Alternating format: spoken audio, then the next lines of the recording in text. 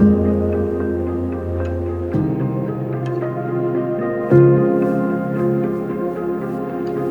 day 12 today, and yesterday was a crazy day. I'm going to go through what happened, but first I just thought I'm going to show you around the tea house where we're staying.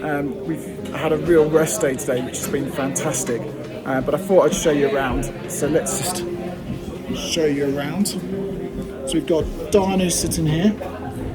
Dhanu's our videographer, and you see pretty much everybody's wearing coats because it's not warm here, and a lot of people huddle around the central sort of yak burner.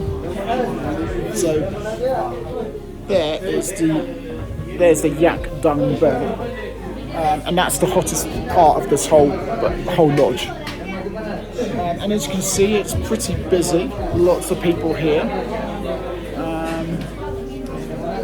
and everyone sort of congregates in the communal area here. Day 12 from Dingboche, and I'm going to tell you what happened yesterday because it was a messed up situation.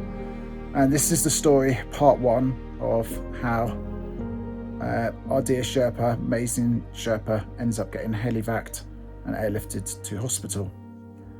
So we pushed up to high camp yesterday at 5,450 metres. We got there mid-afternoon, sort of late afternoon, and we nestled down to sleep. We had 3 up in a tent. He was suffering from a cold. We got about 4.5 hours sleep, and we were up at 1:30 a.m. He's such a really amazing Sherpa that he wanted to take my crampons and my water bottle to lower my rucksack weight, which he always does, and I said thanks, and we pushed on up.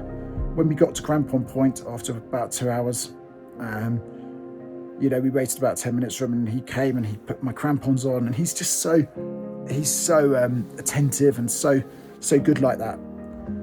So we got the crampons on and we pushed up to summit, and about 250 meters from the summit, things started going wrong. We've got our crampons on, we're pushing for summit, and Geljen is having to stop. He's dropping back. He's not looking great. We can see that he's getting a little bit worse. I was probably about 40-50 meters ahead of him, and I went back down. I could see he was sitting down on the snow, not moving. So I went down, I said, "Are you okay?" He said, "Yes, he's okay." He sort of gestured for me to carry on. I asked him a few times, "Are you okay? Keep going, go slowly, take your time," things like that.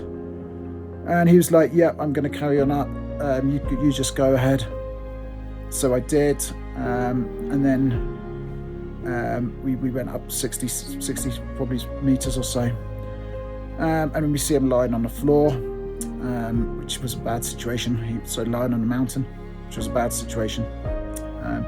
Dhanu was there, so he checked on him, and Geljen got himself up and started walking back to high camp, which was a good move.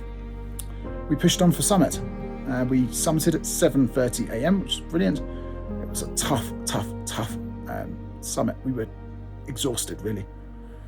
And then we made our way down. It took probably another 2 or 3 hours to get back down to high camp at 5,450 meters from the summit, which was 6,180 meters. Got back to high camp, and Geljen was not looking good. He had red face, puffy, but he was still so helpful. He's trying to, put the sleeping bag in the sleeping bag holder and stuff like that.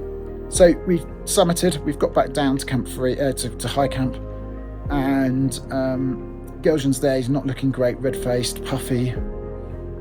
He helps pack the tent up, and we get going down. And myself and Sherpa were together, and I noticed he was stopping probably about every 10 to 15 minutes to take a sit down and take a rest. He took another sit down, and I sort of carried on going a little bit further, expecting him to catch up. And I looked back, and he wasn't there. So I sat on a rock, waited for about 5 minutes, and he came along. And when he got to me, he was bleeding really badly from both nostrils. Sorry. And he was sitting down. He just barely could walk. So I sent Dhanu ahead and said, "Dhanu, you need to get him a horse. We need to get I saw a horse at base camp, and I thought, right, we need to get him on that horse and get him down, get him low down as fast as possible.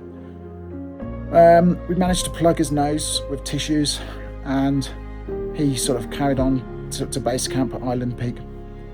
And he was feeling really dizzy, so there was no way he could get on a horse.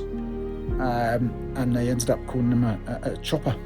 So a helicopter came back 2 hours later, picked him up, and took him straight to hospital in Lukla. I was in bits. I was just uncontrollably crying, really. We had a 4-hour trek back to Dingboche, and it was just so, I just felt guilty about it all, and the fact that he carried my crampons and took the weight, and and he had this bad cold and he was pushing altitude. Yeah, I felt terrible about it, and then I just thought, I hope he's okay. I knew he would be okay.